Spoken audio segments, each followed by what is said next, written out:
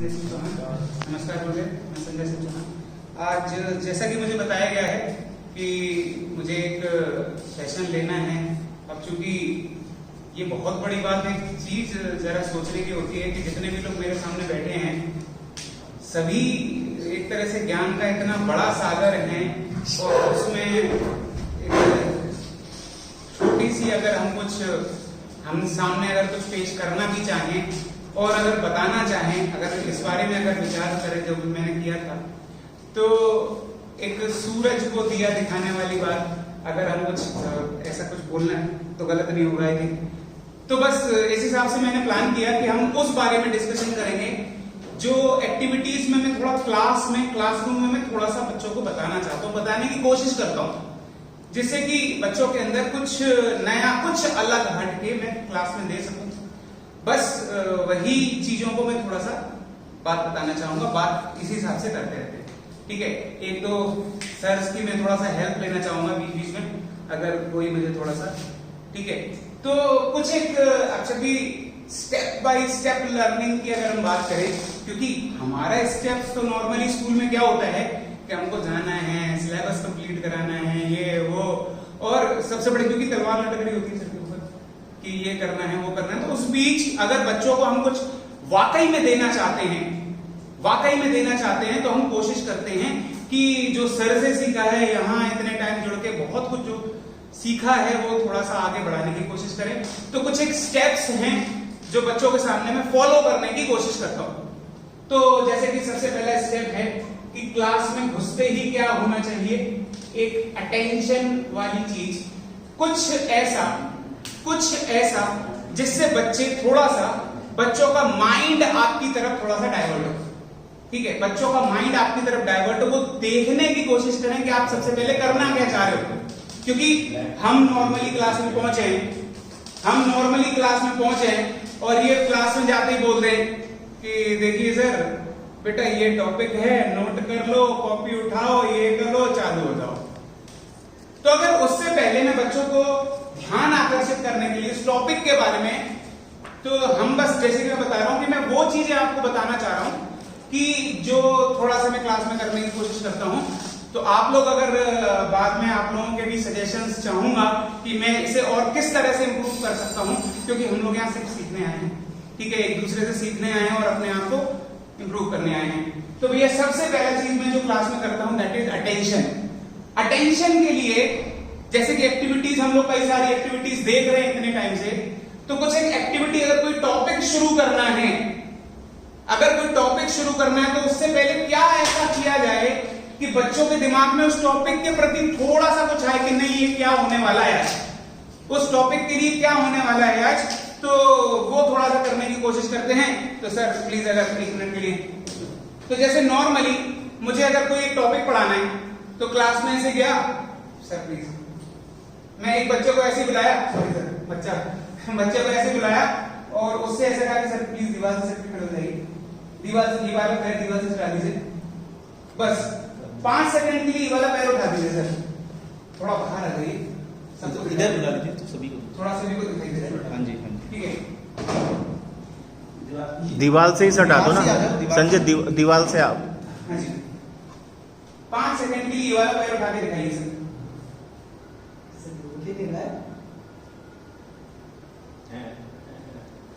भारी हो गई।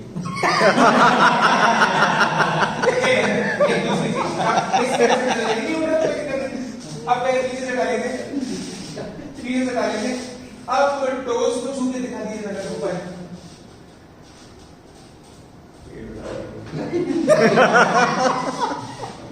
अच्छा ठीक है, आप खड़े से बैठने में दिक्कत हो रही सर, आप ये बैठ जाइए सर, बिल्कुल आराम से, पैरों से परपेंडिकुलर वर्टिकल एक पोजीशन में डालेंगे, थोड़े से पैर आगे कर लीजिए, कुछ नहीं करना है सर, बहुत आसान है, बगैर आगे झुके आप खड़े हो सकते।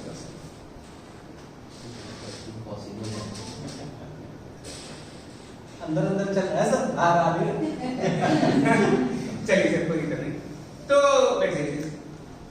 तो मैं बस ये वाली बात करना चाह रहा था, और भी बहुत सारी ऐसी एक्टिविटीज होती हैं ऐसी। जस्ट इसके बाद मैं क्या करता हूं कि इस टॉपिक का नाम नहीं बताऊंगा, कि वे क्या करना चाहते हो। जैसे इतनी देर से अभी हम कुछ कर रहे थे, उसके बाद ऐसे एक कॉपी उठाई, ठीक है, जैसे माइंड में मेरे टॉपिक मैंने प्रिपेयर किया कि आज ये क्लास में मुझे लेना है, तो उससे पहले जैसे बच्चों से ये 3-4 एक्टिविटी थी, एक दो कराई, उसके बाद ये वाला चीज उठा ली, तो सभी को पता है क्या पॉइंट है भैया, सेंटर ऑफ मास की बात करने लगते हैं नॉर्मली हम लोग। तो मेरा जो बेसिक टॉपिक था, अगर मैं क्लास में पढ़ाना चाह रहा हूं सेंटर ऑफ मास, नॉर्मल सी बात है, तो बहुत ही जैसे हम लोग सभी वेल नोन टॉपिक है और बुक्स में बहुत सारे एग्जांपल्स हैं, और एनसीईआरटी में तो कई ऐसे एग्जांपल हैं जो हमारी सोच से परे हो जाते हैं। तो कुछ रियलिस्टिक एग्जांपल्स के लिए हम कोशिश कर रहे थे यहाँ पर।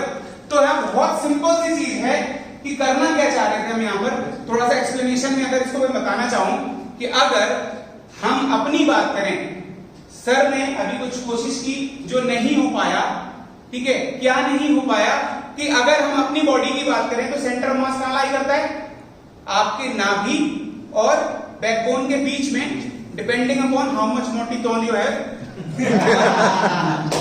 मतलब उस हिसाब से लाई करता है। तो आप जरा सोचिए, अगर मैं इस तरह से खड़ा हूं तो ये सेंटर ऑफ मास किस पोजीशन में है, मेरे दोनों पैरों के बीच में, मैंने अभी आपसे कहा था कि ये वाला पैर उठा दीजिए, नॉर्मली हम लोग क्या करते हैं, इस पैर को उठाने के लिए अपने सेंटर ऑफ मास को इस पैर की लाइन में लाना पड़ता है, हम तभी ये पैर उठा पाते हैं। हम इस सेंटर ऑफ मास को इस पैर की लाइन में लाएंगे तभी हम ये पैर उठा पाएंगे, अदरवाइज ये पैर नहीं उठा पाएंगे आप, ठीक है। तो बस यही था, यहां पर मैंने आपको झुकने की जगह नहीं दी, आपको सेंटर ऑफ मास को शिफ्ट करने की जगह नहीं दी, तो आप नहीं उठा पाए सर। और नॉर्मल सी बात थी, जब आपको इस तरह से मैंने बोला, तो नॉर्मली हम जब झुकते हैं तो आगे तो झुकते हैं, पीछे से भी निकलते हैं, आगे झुकते हैं और पीछे से भी निकलते हैं। तो अगर पीछे से हम आपको निकलने की जगह ही नहीं दे रहे और आप धीमे धीमे ऐसे करोगे, आपको लगेगा कि आपके पैर भारी हो रहे हैं, फिर अंगूठे भारी हो रहे हैं, फिर पता नहीं क्या क्या भारी हो रहा है, ठीक है। तो आप उसके बाद यही आपका जैसे जैसे जो चीज आपकी भारी लग रही, तो आपका सेंटर ऑफ मास शिफ्ट हो रहा है, सेंटर ऑफ मास शिफ्ट हो रहा है। तो भैया जैसे ही वो आगे, पैर के आगे, अगर वो पैर की आगे वाली लाइन में लग जाएगा, तो फिजिक्स की भाषा में नॉर्मली हम लोग कहते हैं कि एक टॉर्क जनरेट होना चालू हो जाएगा, क्योंकि ये mg इस डायरेक्शन में और सब, ठीक है। तो वो आई थिंक जितना बताने की जरूरत नहीं है, ऑलरेडी ज्ञान का भंडार यहाँ भरा हुआ है, बस नॉर्मल सी चीज। तीसरी चीज वो भी सर सेम चीज है कि हम यहाँ पर बैठे हुए हैं, लाइन यही है, ठीक है।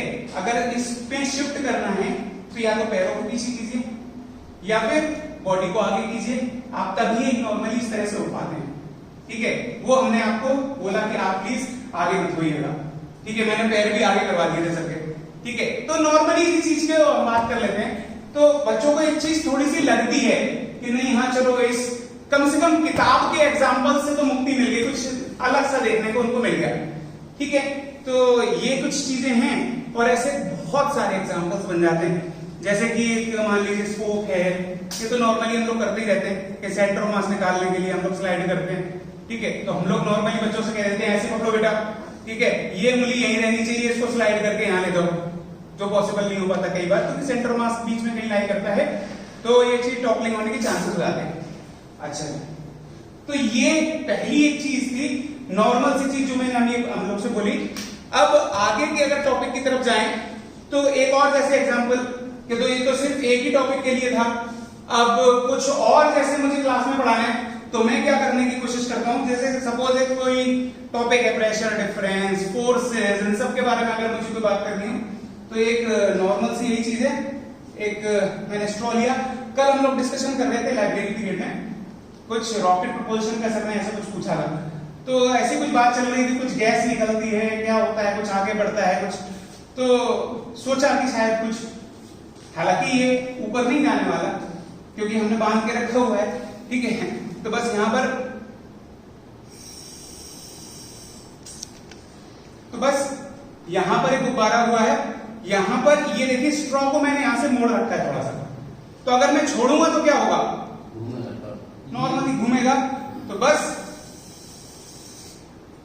तो घूमेगा, ये सभी जानते हैं। बट बात वही है कि इसके जरिए हम क्या बताना चाहते हैं क्लास में कि भैया क्या क्या होता है, किसने, सर की भाषा में अगर जो हम लोग नॉर्मली कहते हैं, किसने फोर्स लगाया, और किस पर लगाया? मुझे ध्यान है जब ये एक्टिविटी सर ने हम लोगों को कराई थी। सर ये चीज हमको बड़ा परेशान करता है जी। इस सिस्टम में कि जब बैलून का हवा निकला, ठीक है, तो बैलून का हवा निकला तो रॉकेट में सब दिन बोलता है कि एक्शन और रिएक्शन को, तो एक्शन कहाँ लगा, रिएक्शन कैसे हुआ, ये नहीं समझ में आता है। ये हमको बहुत परेशान करता है। हम बहुत सर देखिए यहाँ पर जो केस था वो तो एक सिंपल सी बात है। सर एक बार जैसे दोबारा कर देते हैं, देखिए जरा,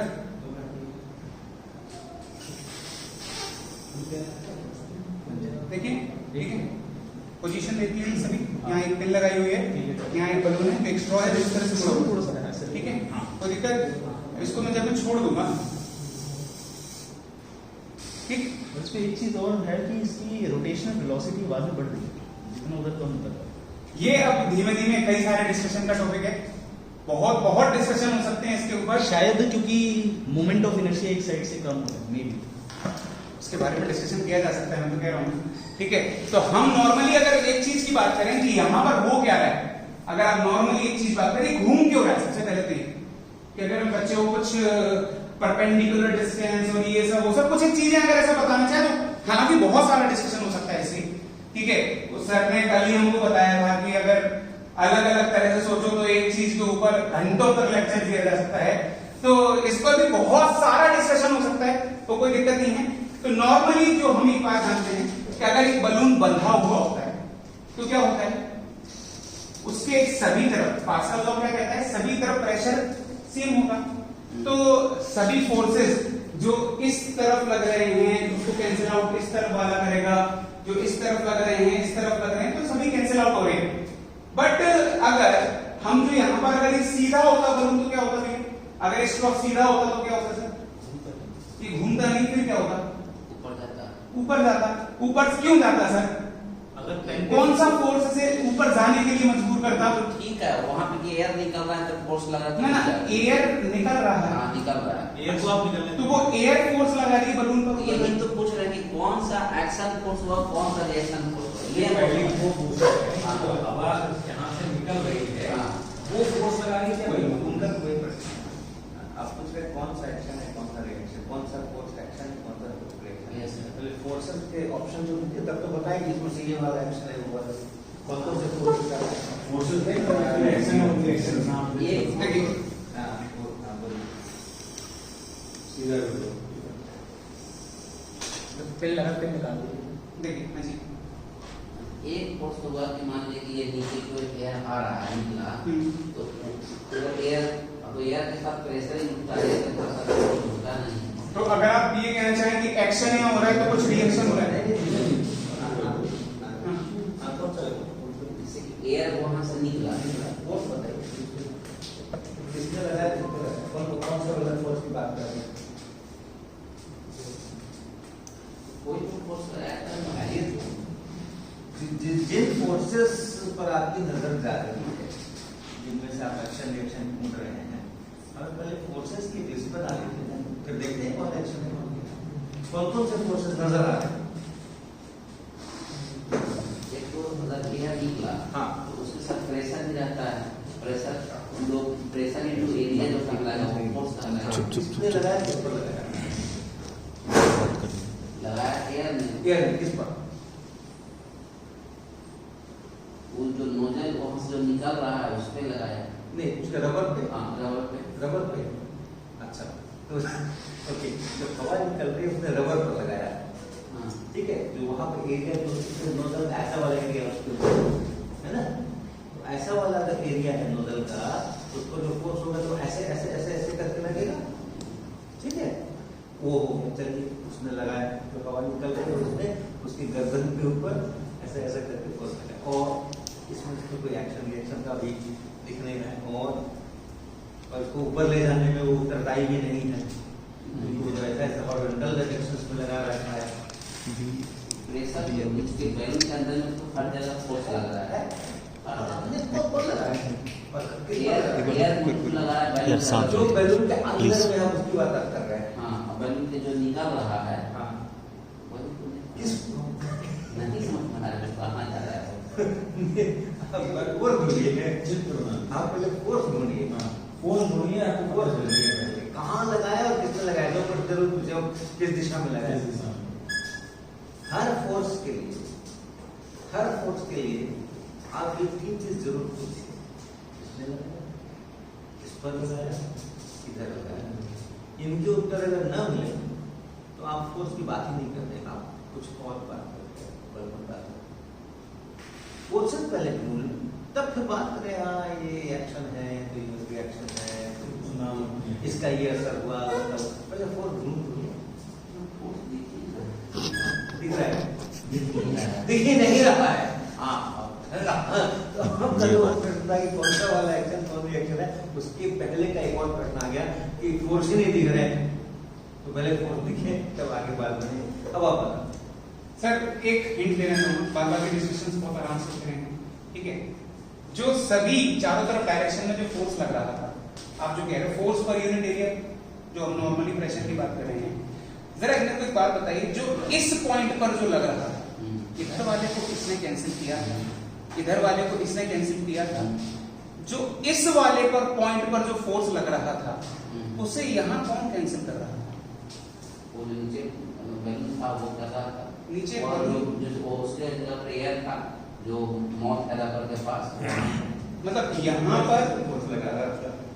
हाँ अगर मैं नॉर्मली बलून को फुला दूं हाँ और अगर छोड़ दूं वो बलून कुछ ऐसे उड़ जाता है, हाँ तो क्यों ऐसा?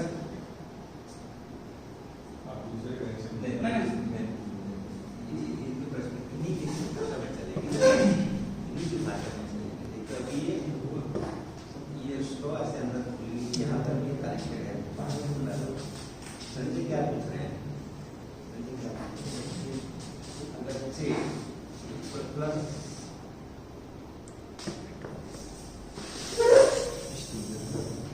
बंद कर देना,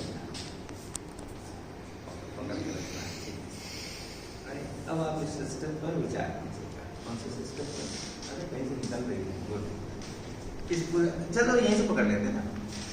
अब इस सिस्टम पर आप विचार कीजिए, इक्विलिब्रियम में है, जी नेट फोर्स 0 है। जी हम इसके ऊपर फोर्स, इसके रबर के ऊपर फोर्स की बात कर रहे हैं, इस पूरे रबर पर जी नेट फोर्स 0 है। जी रबर के इस हिस्से पर अंदर की हवा फोर्स लगा रखी है, जी सर, इधर, बाहर की ओर, सब जगह बाहर की और ओर।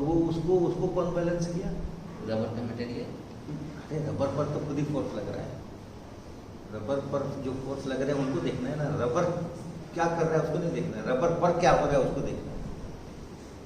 हाँ? क्योंकि हम किसका इक्विलिब्रियम की बात कर रहे हैं? पूरे सिस्टम की। रबर का, उसका जो रबर है हम उसके इक्विलिब्रियम की बात कर रहे हैं। तो उस पर लगने वाले फोर्सेस को देखना है, रबर पर लगने वाले फोर्स, रबर क्या कर रहा है, रबर किस पर क्या फोर्स लगा रहा है वो नहीं देखना। वो आप निकल गई यहीं से मैं पकड़ता हूँ, यहीं से। ये वाला पूरा। राइट, तो अब इस पे जो हवा अंदर की है, यहाँ पर किधर फोर्स लगेगी? बाहर की ओर यहाँ की सब मिलकर के 0 हो गए। 0 हो गया। बाहर यहाँ किधर लगा रही है? ऊपर की ओर, यहाँ किधर लगा रही है? बाहर की ओर। उसी के अपोजिट हाँ मिलकर 0 हो गए। हाँ सर, 0 यहाँ ऊपर की ओर लगाया, कौन बैलेंस कर रहे हैं? नीचे वाले नीचे वाला मतलब जहाँ पे माउथ है वहाँ पे कौन लगा रहा है? एयर ही लगा रहा है। भीतर वाली ना, हाँ और उसके साथ कांटेक्ट में इसलिए लगा रही है। ये सर, ये बंद किया हुआ है ना मैंने यहाँ ये सर, से, ये सर। तो जो हवा उसको नीचे धक्का देगी वो इसको बैलेंस कर देगी। जी अब हम यहाँ से छोड़ने वाले हैं, ये खोलने वाला है, यहाँ का रबर है ही नहीं, हटने वाला है, ओपन हो जाएगा, ऐसा ऐसा बन जाएगा, छेद बन जाएगा ऐसे जी यहाँ पे। जी छेद जब बन गया तो अब रबर वहाँ पर है नहीं, ध्यान नहीं, रखिएगा। नहीं। और हम रबर की ही चिन्ह वो अभी भी रबर की ही बात करेंगे, रबर पर लगने वाले फोर्सेस की बात करेंगे। तो रबर पे अभी इस समय हवा जो नीचे की तरफ फोर्स लगा रखी है, अब चूंकि रबर ही वहां से हम हटा देंगे तो हवा उस रबर पे फोर्स लगाएगी? नहीं लगाएगी। तो ये जो अभी नीचे वाला फोर्स लग रहा है हवा के द्वारा रबर के इस हिस्से पर, इस वाले हिस्से पे, वो फोर्स हमने गायब कर दिया।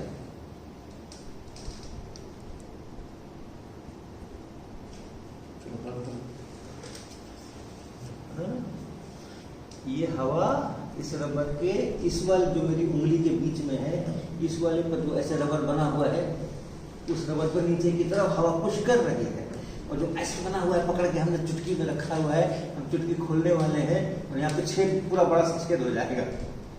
तो अब यहाँ रबर ही नहीं रहेगा तो हवा किसको नीचे फोर्स लगाएगी? ये जो अभी नीचे वाला फोर्स है वो हमने हटा दिया, ठीक है। ये ऊपर वाला फोर्स हमने नहीं हटाया। ये सब आपस में एक दूसरे को अभी भी बैलेंस कर रहे हैं। इसको बैलेंस करने वाला जो बंदा था यहाँ पे, उसको मैंने कहा कि अब आपको बल लगाने की जरूरत नहीं, आप बाहर निकल जाइए, आपका काम हो गया। अब ये बलून क्या करेगा? वही फोर्स उसको ऊपर लेके जा रहा है। आप पूछ रहे थे कौन फोर्स उसको ऊपर लेके गया? लेकिन जब लिखता है वो किताब किताब के पीछे ये बेल हम समझ गए उसको, लेकिन हम लिखता है कि थर्ड लॉ अप्लाई होता है रॉकेट प्रोपल्सन में। किताब उसने लिखा, उसकी समस्या है ना, प्रकृति की समस्या थोड़ी है, न्यूटन की समस्या थोड़ी है। लॉज ऑफ मोशन की समस्या थोड़ी है। क्या होता है कि जब हम फोर्सेस को नहीं जानते हैं और वेगली किसी भी चीज को फोर्स कर देते हैं, तब फिर वेगली किसी को भी एक्शन कह देते हैं, किसी को भी रिएक्शन कह देते हैं, किसी को कुछ कह देते हैं, और एक लिपापोती करके कोई एक ट्रांसलेशन देगा। फोर्सेस का पहचान लेगा बराबर है, काम ही खत्म। Simple life. चलिए ऐसे ही नए टॉपिक की तरफ अब जाए हम। सर को बोल दो फोन। चलिए नए टॉपिक की तरफ हम लोग जा रहे हैं, तो जरा अगर सभी लोग थोड़ा सा ध्यान दीजिए। तो हम नॉर्मली वेव्स का चैप्टर भी एक आता है हमारा, नॉर्मली वेव्स के बारे में भी पढ़ाते हैं, और सभी लोगों ने बहुत अच्छे से पढ़ा है, बहुत ही अच्छे से सभी लोग एक्सप्लेन भी करते हैं। कल सर ने ट्यूनिंग फोर्स से इतने अच्छे साउंड वेव्स निकाल के दिखाए। तो बस कुछ नहीं है, कुछ जैसे हमने कुछ हिंट देना चाहूंगा। उससे पहले जरा एक साउंड सुनने की कोशिश कीजिए। कुछ साउंड आया आपके पास? यस। जरा मैं चेंज करता हूँ पोजीशन, कुछ चेंज हुआ? अच्छा जी, या तोड़ो से नीचे वाला, सॉरी अब नहीं, ज्यादा तेज संजय सिंह चौहान कर रहे हैं। ये कुछ साइज के अनुसार कोना पर लोड होता है। अभी तक वाइब्रेट हो रहा है लगातार ये, ठीक है। तो ऐसा क्या हो रहा है इसके अंदर? तो नॉर्मली आप सभी लोग जानते हैं, प्रिंसिपल बात अभी सभी लोग जानते हैं कि फर्स्ट सेकंड थर्ड हार्मोनिक जो हम लोग नॉर्मली बोलते हैं, ठीक है। तो ये बिल्कुल नोट्स एंटी नोट्स जो क्रिएट होते हैं, बिल्कुल बीचों बीच वाला पॉइंट है। तो यहाँ हमने क्या क्रिएट किया था? पकड़ के कुछ नोड क्रिएट किया, तो उस हिसाब से जो अपनी बनती है। तो यहाँ पर भी एक, यहाँ पर अगर आप चाहें तो नोड क्रिएट करके अलग साउंड निकाल सकते हैं। ऐसे यहाँ पर आप, तो कुछ एक पॉइंट्स होते हैं जिस जगह पर आप नोड क्रिएट कर देंगे तो अलग अलग तरह के साउंड आपको, हाँ बस वही सर, और कुछ नहीं। तो मैं चूंकि यही अभी आपको जो मैं बताना चाहता हूँ कि जो मैं नॉर्मली क्लास में करता हूँ बच्चों से, टॉपिक नॉर्मली पढ़ाने से पहले, जिससे बच्चों का थोड़ा सा ध्यान में अगर अपनी तरफ खींच सकूं। कभी नॉर्मली छोटी क्लास में अगर हम चले जाएं, ठीक है, छोटी class in the sense arrangement period होते हैं, लग जाते हैं कि सर आपको यहाँ जाना है, वहां जाना है, ठीक है। तो कभी एक को माचिस लेके चले गए, ठीक है। तो नॉर्मल ये चीज है, सभी लोगों ने, आप लोगों ने किया भी होगा, ठीक है। एक यहाँ कॉइन डला हुआ है, ठीक है। तो ये कॉइन है, इस कॉइन को मैंने इस माचिस में पीछे की तरफ ऐसे लगा दिया, ठीक है, और अंदर की तरफ ऐसे धकेल दिया, ठीक है। अब मैं अगर इस कॉइन को मारूं, सॉरी इस मैच बॉक्स पर हिट करूं, तो ये कॉइन कहां जाना चाहिए? ऊपर की तरफ जाएगा, ठीक है, ऊपर की तरफ जाएगा। कोई और कुछ बोलना चाहेगा? सर कॉइन अंदर डाल दिया मैंने, अब मैं इसको अगर हिट करूं तो ये कॉइन कहां जाएगा? नीचे जाएगा, ऊपर जाएगा, वहीं रहेगा? डिपेंड करता है कि आप कहाँ पर रखते हैं। अगर आप देखिए इसको थोड़ा सा और अंदर कर दूं मैं, ऊपर जाना चाहिए। अब ये कहां जाना जाएगा? मेरे ख्याल से तो स्टिल ये डिपेंड करेगा कि आप इसको ऐसे पकड़ के कर रहे हो, टेबल पर रख के कर रहे हो। ठीक है, टेबल पर रख लेते हैं सर, पहले हाथ में पकड़ के कर लेते हैं, फिर टेबल पर रख के कर लेते हैं, जैसे ठीक है। तो ये नॉर्मली कहाँ जा रहा है, ऊपर जा रहा है। तो इस पर फोर्स तो हम कुछ नीचे की तरफ लगा रहे थे, पॉइंट के ऊपर आ रहा था। क्या क्या चीज थी जो उसे रोक रही थी या फिर ऊपर आने पर मजबूर कर रही थी? पता नहीं, थोड़ा बहुत कोशिश करता हूँ। जैसे इसको ऐसे करते हैं ना तो उसके सरफेस में फ्रिक्शन की वजह से थोड़ा लगता है। सरफेस में फ्रिक्शन किस तरफ लगता है? माचिस के दीवार अंदर चला जाते हैं। हाँ, तो हम उधर से यानी कि सिक्का पर देखना चाहे हम ऐसा, तो सिक्का ऐसे जाना तो ऊपर तरफ फ्रिक्शन लगेगी उस पर। फ्रिक्शन ऊपर की तरफ लगेगा क्योंकि हमने फोर्स इधर की तरफ लगाया तो फ्रिक्शन ऊपर की तरफ लगेगा। वो सिक्का पर उधर ऊपर तरफ, अब माचिस पे नीचे की तरफ। तो सर एक चीज अगर मैं थोड़ा सा डिस्कशन अगर आपसे करना चाहूँ कि अगर कोई चीज ऐसे चल रही है सपोज, ठीक है, कोई चीज है अगर ऐसे चल रही है सपोज, तो ये फ्रिक्शनल फोर्स अगर जो लग रहा है ये क्या ऐसे पीछे धकेल सकता है? क्योंकि मैंने फोर्स तो आगे की तरफ लगाया तो, और ये जो दिख रहा है कि पीछे की तरफ आ रहा है, तो क्या इस फ्रिक्शनल फोर्स आपको पीछे धकेल सकता है? नहीं, सेल्फ एडजस्टेबल होता है ना फ्रिक्शन फोर्स, जितना आप लगाते हैं उतना नहीं लगाता वो। हाँ, तो फिर क्योंकि हमने फोर्स तो आगे लगाया था, ये पीछे क्यों आया? तो आप डुलाते भी तो है, आप ऐसे भी तो करते हैं। ऐसे करते हैं, उससे क्या होता है सर? वो उसकी टेंडेंसी नीचे तरफ होती है तो उसको ऊपर तरफ इसको लगा ना, उतना ज्यादा इसको। चलिए ठीक है। हालांकि जो मैं नॉर्मली जितना जानता हूँ बाबा के सर बताएंगे, मेरे हिसाब से दोनों ही नीचे जाते हैं, दोनों ही नीचे जाते हैं, बट जितनी तेजी से माचिस नीचे जाती है उतनी तेजी से सिक्का नहीं जा पाता। वो भी है, तो मैं हिट करता हूँ फिर से ऊपर ले आता हूँ वहीं पर, लेकिन उतनी तेजी से माचिस तो नीचे गई थी, मैंने इसकी पोजीशन को फिर से चेंज कर लिया, लेकिन सिक्का उतनी तेजी से उतनी नीचे नहीं गया। ठीक है, तो एक इस तरह से कभी कभी छोटे बच्चों के सामने कुछ एक छोटा बच्चा का नहीं है सर,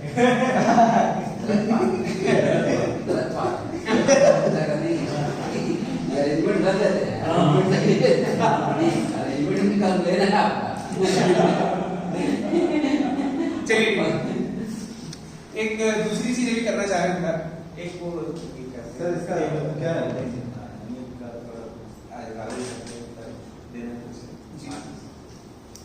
इनर्शिया भी हो सकता है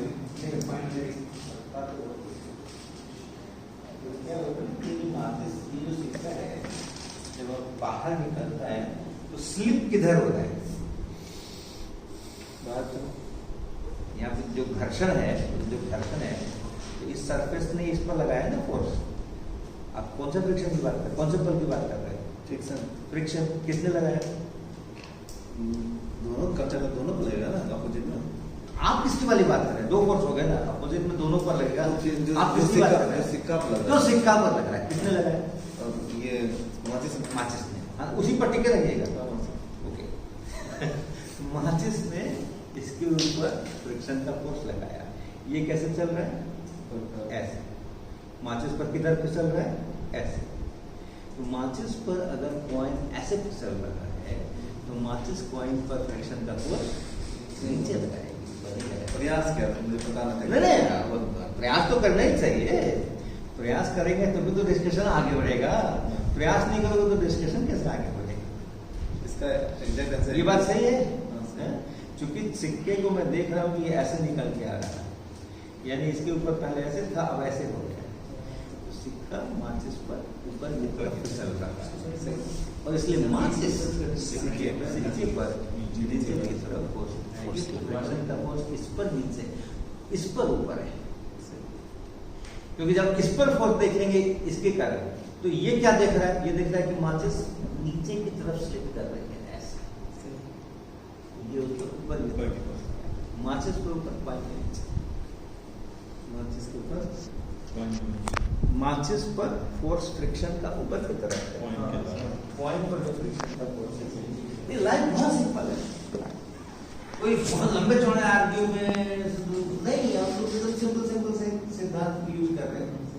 लाइफ बहुत सिंपल है, आप चीजों को बहुत थोड़े से इक्वेशन, बहुत थोड़े से रिजल्ट से हर चीज कर सकते हैं। लेकिन अगर वो थोड़ी सी चीज नहीं जानते हैं, आइडेंटिफाई नहीं कर रहे चीज से, तो लाइफ बहुत कॉम्प्लिकेटेड हो जाता है।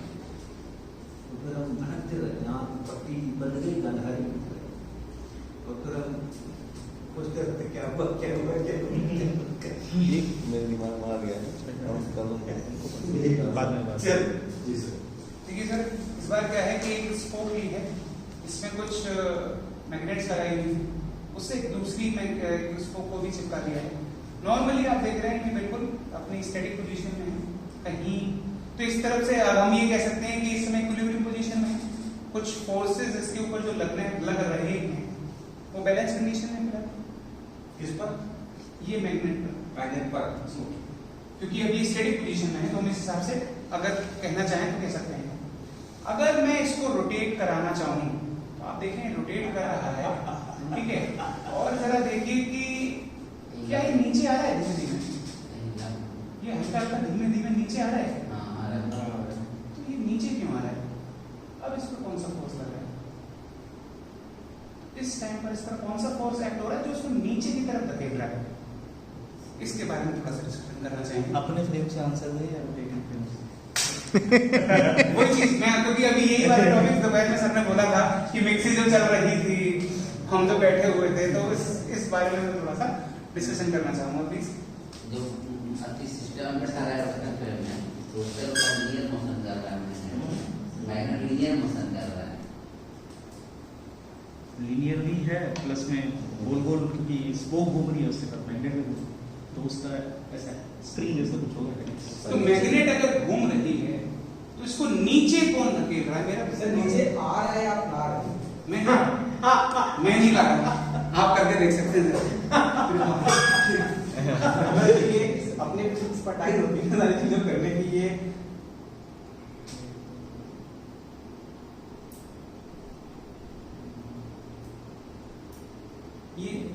अगर इसका शेप थोड़ा चेंज होता, जो मेरे पास जो है वो उसमें बहुत तेजी से नीचे आता था। मेरे पास एक वीडियो है तो मैंने अपने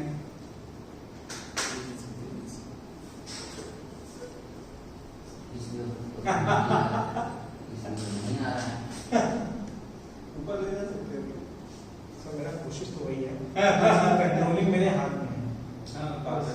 स्टिल नीचे नीचे आ रहा है, वही करना देख रहे हैं, देख रहे हैं कि कब नीचे आ रहा है, कब ऊपर निकल रहा है पास। अगर ये ऊपर जा सकता है तो वो क्वेश्चन मेरा और भी इंटरेस्टिंग हो जाएगा। ये वाला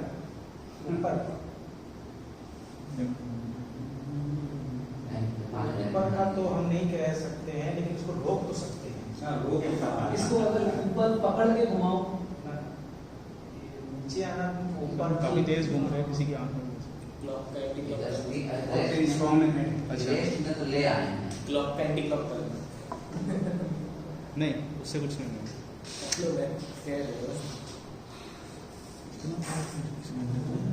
न्यूडेविन बहुत स्ट्रॉन्ग। ऊपर नहीं जाएगा, लेकिन इसको वही कंट्रोल कर सकते हैं कि नीचे ना आए। और शुरुआत में तो ये आएगा क्योंकि आपके हाथ का वो जो हम लोग पानी वाला एक्सपेरिमेंट करते हैं सर ना, वो लगभग अपने कुछ कंट्रोल में होता है। तो इसकी कलाइयों के मूवमेंट क्या बोलने का अलग बात है, लेकिन हमेशा नीचे नहीं आएगा। तो बात हुई है कि अभी अगर आ रहा है तो क्यों आ रहा है? क्वेश्चन एज इट इज वही रहता है।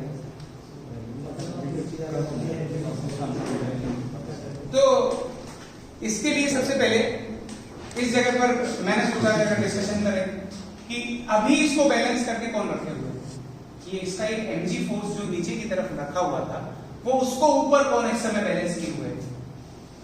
इस mg फोर्स को अभी यहाँ पर कौन बैलेंस किए हुए? वो तो मैग्नेट के जो चिपकाए हुए उसको जैसे कर सकते हैं। कुछ ऊपर की तरफ कौन इसे रुका हुआ है? इस mg को कौन बैलेंस कर रहा है ऊपर? फ्रिक्शन हो ठीक, फ्रिक्शन, ठीक है। बाकी आप जो मैग्नेट का जो अट्रैक्शन आप जो कह रहे हैं सर, ठीक है, तो वो तो अभी भी बना रहेगा अगर आप जो कह रहे हैं, ठीक है। डायरेक्शन डायरेक्शन वेट को बैलेंस वो तो करेगा, वेट को तो बैलेंस यही करने वाला है ना। अगर ये नीचे आ रहा है दैट मींस कुछ mg कंपोनेंट स्ट्रांग हो रहा है, इसी वजह से नीचे आ रहा है। आई थिंक इसी वजह से आना चाहिए नीचे, क्योंकि और तो नीचे की तरफ कोई फोर्स लग नहीं रहा। समझ गया। अगर mg कंपोनेंट नीचे आ रहा है, अगर मैग्नेट जैसा मटेरियल अगर हम लगा दें मैग्नेट को छोड़ करके, तो क्या वो फ्रिक्शन से वहां समझ में आ गया।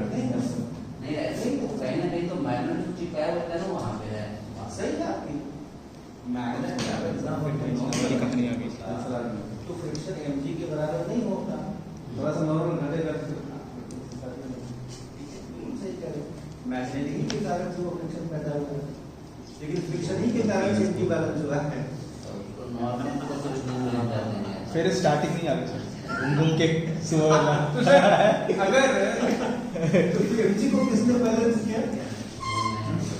मैग्नेटिक फोर्स भी जो है नॉर्मल रूप में लेंगे और उसको न्यूटन में गुना करेंगे मैग्नेटिक के बराबर। mg को किसने बैलेंस किया? फ्रिक्शन फ्रिक्शन ने। फ्रिक्शन क्यों आया? फ्रिक्शन है मैग्नेटिक फील्ड होगा। मैग्नेटिक फोर्स, मैग्नेटिक कहाँ से आया फोर्स? वो मैग्नेटाइजेशन। मैग्नेटाइजेशन कहाँ से आया? उससे पहले वो चलते जाएगा, उसके पीछे कौन, उसके पीछे कौन। लेकिन mg को बैलेंस किसने किया? फ्रिक्शन। तो सर इसमें जो कुछ mg स्ट्रॉन्ग हुआ होगा जिसके कारण से mg के आप जगह पे, तो अगर आप बात करें कि इसमें कौन रोक रहा है इसको, तो मैक्सिमम चांसेस है कि नेचुरल में कहानी में फ्रिक्शन होता है। तो यानी फ्रिक्शन कुछ कमजोर हुआ तो तभी तो नीचे आया। क्यों कमजोर हुआ ये हम लोग आपस में डिस्कशन कर लेंगे। अब मैं एक दूसरी चीज कर रहा हूं, ठीक है। अब मैं दूसरी चीज डिस्कस करना चाहूंगा। आपने यहाँ तक किया है तो थोड़ा सा कनेक्ट कर लें। वो विवाद सेशन में हम लोग रोटेटिंग फ्रेम की बात कर रहे थे। इस प्रश्न को सोचने के लिए रोटेटिंग फ्रेम में जाना आसान रहेगा। जो वो रोटेट कर रहा है ना, ओमेगा से ऐसे रोटेट कर रहा है, तो उसी फ्रेम में हम जाके इसके एनालिसिस करते हैं। उस फ्रेम में जब चले गए रोटेटिंग फ्रेम में, तो अब क्या हो रहा है कि हमें एक सेंट्रीफ्यूगल फोर्स की जरूरत है। तो मेरा फ्रेम घूम रहा है, ओमेगा से, और वो एक्सिस से r डिस्टेंस पर है। मैग्नेट का जो सेंटर मानते हो वो से r डिस्टेंस पे m into omega square into r बाहर इतना फोर्स मुझको एक्स्ट्रा लेना है। उस फ्रेम में वो मैग्नेटिक स्थिर है, इसलिए हमें कोई भी लोड की जरूरत नहीं है। So the extra force m omega square r इधर की तरफ आउटवर्ड, और ये जो रॉड थी इसने मैग्नेट को खींच कर रखा था। ये जो रॉड थी इसने मैग्नेट को इधर खींच कर रखा, वही नॉर्मल फोर्स है m जिससे फ्यूल बना। और अब चूंकि इधर की तरफ एक फोर्स लग गया है तो नॉर्मल ये कमजोर हो गया, ये कमजोर हो गया, ये इसीलिए फ्रिक्शन घट गया है। सर अगर इसको मैं इनर्शियल फ्रेम से देखूं तो लाइफ थोड़ी कठिन आएगी। हाँ बताइए, अगर आप लेना इनर्शियल फ्रेम से देखें तो मैं सेंट्रीफ्यूगल फोर्स का तो कोई कंसेप्ट नहीं ना। होगा, उसमें केवल रियल फोर्सेस होंगे। हाँ। एक फ्रिक्शन हो गया ऊपर की तरफ, मैग्नेटिक फोर्स को नॉर्मल फोर्स बैलेंस कर देगा, और mg नीचे। या फिर से घूम जो है नहीं ठीक है sir, there must be in circular motion तो पूरी तरह है, ठीक है। वो लाइफ कठिन कर देगा। लाइफ कठिन हो जाएगी इनर्शियल फ्रेम से टाइम मिलाने से। बहुत कॉम्प्लेक्स हमने बोला ना कि हम लोग को मास एक्सप्रेस नहीं पर हमारी इतना प्रैक्टिस है, जहाँ रोटेटिंग फ्रेम में यूज करो, अपनी शक्तियों का भरपूर उपयोग करो, कहीं को परेशान मत करो। उससे ही थोड़ा सा कनेक्ट करना चाहिए कि अब आप जरा बता दो इसमें mg को कौन बैलेंस कर रहा है? इसमें इसके ऊपर एक mg तो लग रहा है, इसको ऊपर कौन बैलेंस कर रहा है जिससे कारण से नीचे नहीं आया? टेंशन फोर्स इधर लग रहा है, कोई भी सेंट्रीफ्यूगल फोर्स उधर लग रहा है, माइनस फ्रेम में है तो, और mg नीचे लग रहा है, नीचे लग रहा इसको है। ऊपर कौन बैलेंस कर रहा है? कोई भी तो ये नीचे क्यों नहीं आ रहा? इसमें एक्चुअली क्या है कि ये परफेक्टली कभी हॉरिजॉन्टल हो नहीं सकता, थोड़ा सा एंगल होगा। तो इससे नॉर्मली हम इसके जरिए बताते हैं कि इसका एक वर्टिकल टेंशन का भी कंपोनेंट होगा, ठीक है, वो कंपोनेंट इसको बैलेंस कर रहा होगा, ठीक है। हॉरिजॉन्टल एकदम नहीं हो सकता है, नहीं होगा, बहुत हल्का सा होगा है, ठीक है। तो ये इसका टेंशन का ही एक कंपोनेंट इसको नॉर्मली जो हम लोग, मैं ये तब जब हम किसी टेंशन जो कंपोनेंट्स के बारे में डिस्कशन करते हैं तब इस चीज के बारे में थोड़ा सा डिस्कशन करना पसंद करता हूँ। और ये तो फिर सिरिंज जैसा भी आपको जानते ही, सर ने भी कल बताया था तो कुछ कंडेंसेशन और एक्सपेंशन और ये सब अगर करना हो तो हम लोग नॉर्मली करते ही हैं कि भैया अंदर की एयर को अगर कंप्रेस कर देते हैं तो कंप्रेशन, और फिर आप देखेंगे कि यहाँ से आपको धुआं निकलता हुआ दिखाई देगा। देखिए, ठीक है। सर एक बार दोबारा तो अंदर की एयर को मैंने थोड़ा सा कंप्रेस किया, ठीक है, और कंप्रेस किए नॉर्मली एयर के अंदर जो भरी हुई थी, इसको जैसे ही मैं छोड़ दूंगा तो आप देखिए यहाँ से ये तो कभी देखा ही नहीं सर, ये तो किसी बाहर करके देख लिया। ये देखिए, रुक वीडियो लेना है। ये जैसे ही मैं इसको छोड़ूंगा तो आप देखेंगे हल्का सा, हाँ एक बार फिर ये कंप्रेस एयर है। अब जी। ये वो जो होता है ना अल्कोहल की बोतल ऊपर। हाँ अरे वाह, दिख गया, क्या बात है। क्या है इसके अंदर में? कुछ भी नहीं है। आप भी करिए। अच्छा ये फील हम किए ही नहीं। नहीं आपसे होगा, अभी होगा। होगा प्रैक्टिस। कस के लीजिए सर, नहीं लिए तो वैसे नहीं। नॉर्मली ये है कंडेंसेशन, ठीक है, कंप्रेशन, कंडेंसेशन, ये सारे जो प्रोसेस होते हैं। थोड़ा समझ सकता है। अब ऊपर और नीचे को एक साथ छोड़ना है सर, है ना, अभी देख खत्म हो गया है ना। अच्छा। अभी देखिए धुआं आएगा इसी में, ऊपर और नीचे को एक साथ छोड़ना है सर। है ना।